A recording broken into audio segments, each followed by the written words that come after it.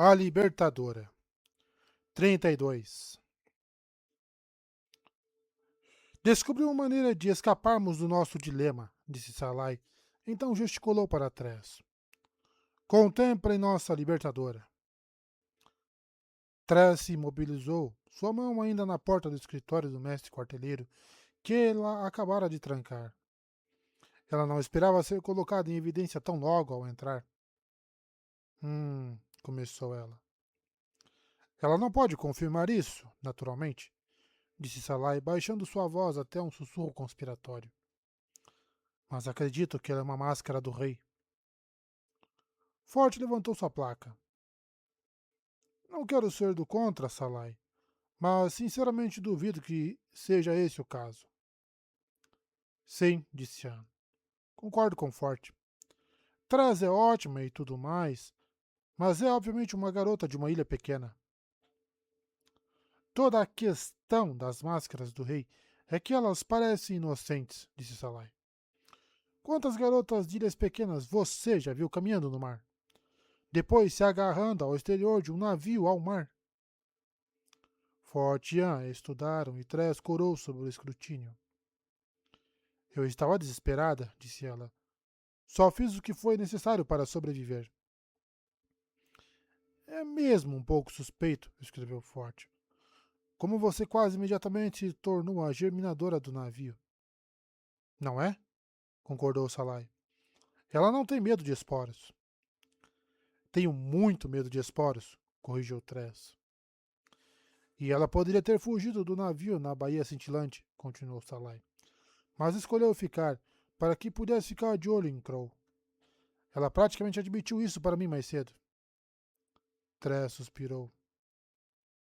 Eu não quero incomodar Salai, mas acho que você está interpretando errado o que eu disse. Espere, disse Chan. Salai, você está agindo como se isso fosse uma coisa boa. Se ela fosse a máscara do rei, então teria nos matado a todos. Agora somos criminosos. Ah, disse Salai levantando um dedo. Mas ela sabe que não fomos cúmplices em matar ninguém. Tecnicamente nós somos, escreveu Forte com um ar triste. Nós viramos piratas, então pessoas morreram. Não importa que nós não tenhamos disparado o canhão. Somos responsáveis pelas mortes daquelas pobres pessoas. O pequeno recinto ficou em silêncio. Forte estava sentado no banco atrás da bancada, seus ombros largos o bastante para quase tocar as duas paredes ao mesmo tempo. Estava usando suspensório, já que os últimos 700 que tentaram vestir haviam desistido imediatamente, e testemunhos confiáveis dizendo que ele foi ordenado por um mandado judicial a permanecer a uma distância de pelo menos 10 metros de quaisquer outros como um julgamento por brutalidade anterior.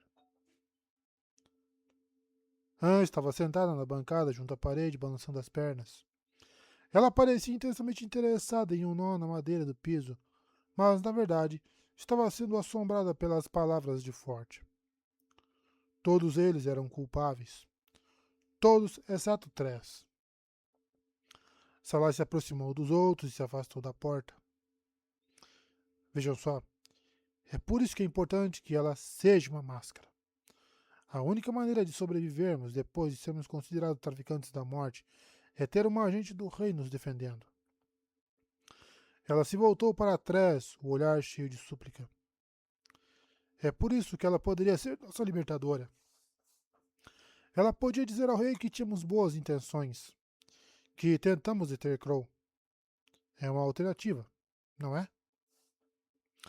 Tress havia visto Salai sendo severa e direta, como um aperto de mão firme na forma humana. Mas, naquele momento, havia medo em seus olhos escuros e sofrimento. Lua da misericórdia. Era difícil ouvir o pedido dela e negá-lo. Forte e Ian olharam para Tress, uma faísca de esperança nos seus olhos também. Hulk tinha razão. Essas pessoas não eram tolas. Não eram idiotas por esperar que Tress fosse algo mais do que a garota que parecia ser. Elas simplesmente desejavam que houvesse uma chance. A boca de trás ficou seca, mas dessa vez não foi devido ao abuso de éteres. Havia uma maneira de provar que não era uma máscara da morte. Bastava dizer que era uma. Incongruentemente, isso provaria que ela não era uma. Partindo do princípio que Salah estava certa e que máscaras não tinham permissão de admitir sua posição. Mas dizer isso esmagaria a última esperança, a última luz de esperança deles. Parecia tão cruel como chutar um gatinho. Não.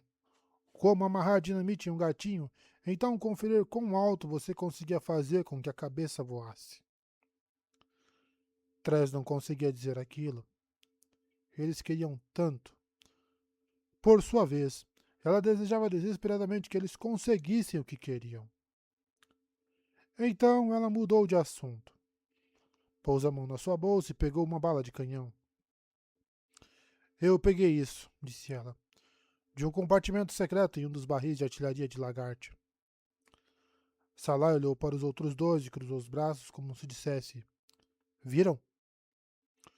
Ford pegou a bala de canhão e balançou na sua palma, seus dedos curvados contra ela e os outros nós dos dedos mantendo-a firme. Ele rolou-a de uma palma para outra, então a colocou na bancada. Pegou um cinzel e um martelo, segurando-os de sua maneira peculiar, e cuidadosamente bateu na bala de canhão em alguns lugares específicos. Então, ele foi capaz de segurá-la com uma palma e torcê-la para que as duas metades se separassem. No interior, normalmente seria encontrada uma carga explosiva de esporos efíricos e o sistema que detonaria a bala de canhão. Vamos chegar aos detalhes específicos depois. Cada esfera tinha um número impresso no lado de fora, os segundos até a detonação secundária, que lançaria uma rajada de água. Nesse caso, a carga havia sido substituída por um pano estufado e o compartimento para a água no centro oco preenchido com munição de chumbo. Foi alterada, disse Anne, para afundar o navio, não capturá-lo. Lua da Justiça, Salai. Você estava certa. A capitã nos transformou em traficantes da morte de propósito. Eu sabia que havia algo de errado nisso tudo, disse Forte levantando sua placa. Você também sabia, Anne? Sim, mas confirmar, disse Anne. Como você conseguiu isso sem ser pega, Tress? Não foi tão difícil, disse ela. Ninguém quer se aproximar das munições. Mas como foi que você as encontrou? Indagou Anne, cutucando a bala de canhão dissecada. Eu. Tenho experiência com barris e compartimentos ocultos. Salah lhe lançou um olhar matreiro e um sorriso esperto. Minha pergunta é por quê? Escreveu Forte. O que a capitã ganha com isso? Nós já somos piratas. Matar gente em vez de saqueá-las não faz sentido. Pois é, concordou Salai. Essa é a questão. Trez hesitou, então suspirou. Ela tinha que contar a eles. Eu ouvi a capitã falando com Lagarde. Ela temia que, a menos que vocês fossem criminosos procurados, que tivessem que enfrentar a morte em qualquer ilha para onde tentassem fugir, não seriam leais o bastante. Bem, ela está certa em relação a isso, disse Ian. Até aquele navio afundar, eu estava pensando em encontrar uma maneira de sair. Você ouviu a capitã falando com Lagarde? Escreveu Forte. Como? Eles nunca mencionam seus segredos em público. Eles não estavam em público, disse Tress. Estavam na cabine dela. Todos os três olharam para ela, que percebeu o erro. Lua da misericórdia. Não devia ter vindo a essa reunião com uma dor de cabeça de rachar. Você quer dizer que conseguiu espionar a capitã? Disse Anne. Na cabine dela, enquanto ela conspirava com seu primeiro oficial sob planos secretos para atrair sua tripulação? Ah, sim. As palavras penderam no ar no momento antes de Jean pegá-las e mastigá-las. Você é incrivelmente boa em espionagem para uma garota de uma ilha pequena, não é? Foi sorte, só isso, disse Tress. Então tentou fazer as coisas andarem mais rápido. Olhe só, estou preocupada que a capitã tente afundar mais navios. Trocar as balas de canhão ajudou a impedir mais mortes hoje, mas acho que ela quer assassinar pelo menos mais uma tripulação para que todos vocês estejam no mesmo barco. Quero dizer, metaforicamente no mesmo barco. De acordo com o plano dela, já que, você sabe, ela gesticulou para o navio.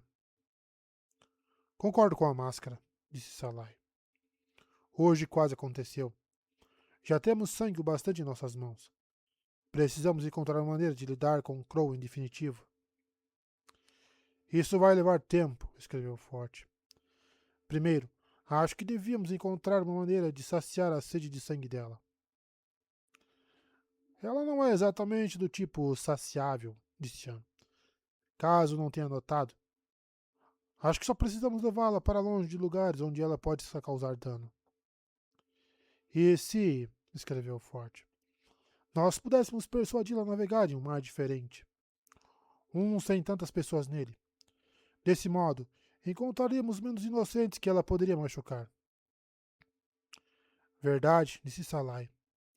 Mas para isso teríamos de chegar ao Mar Carmesim, ou pior, ao Mar da Meia-Noite.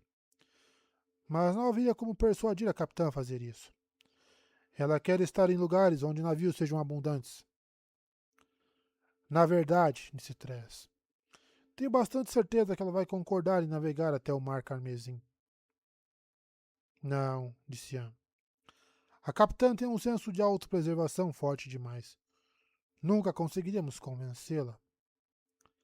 Ela perdeu o fio da meada, olhando para trás e estreitando os olhos. Pelo menos nenhum membro normal da tripulação conseguiria convencê-la de uma ideia tão maluca. Acho que vai ser fácil, disse Tress, sentindo-se desconfortável. Salai, você devia sugerir isso a ela. Depois do que fiz mais cedo, disse Salai. A capitã quer uma desculpa para me enforcar nesse momento. Se eu pedir a ela para navegar até o Mar Carmesim, ela me jogaria ao mar com certeza. Você acha que realmente pode convencê-la, Tress? Perguntou-a. Ora, Tress queria dizer a ele sobre o que havia descoberto.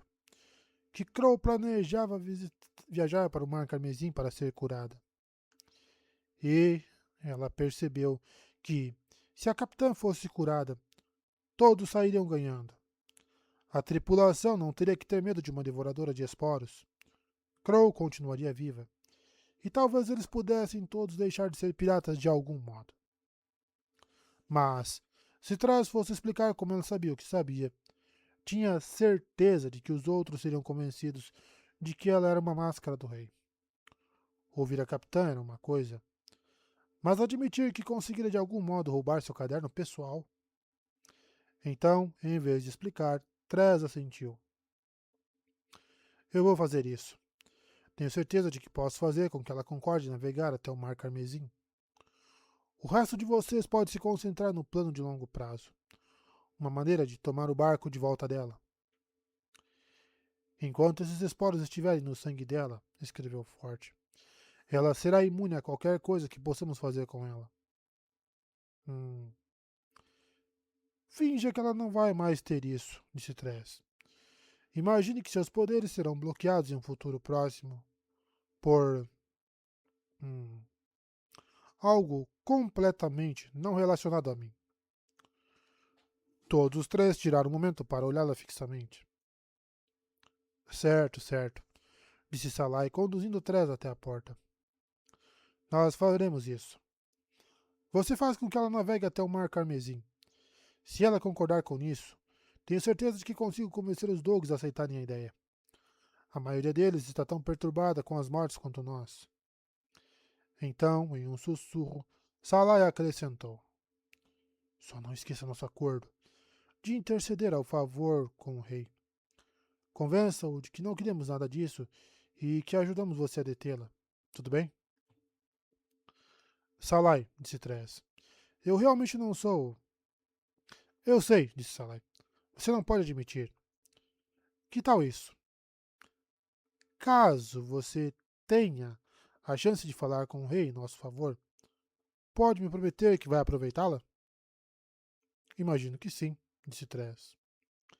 É o suficiente, disse Salai. E boa sorte.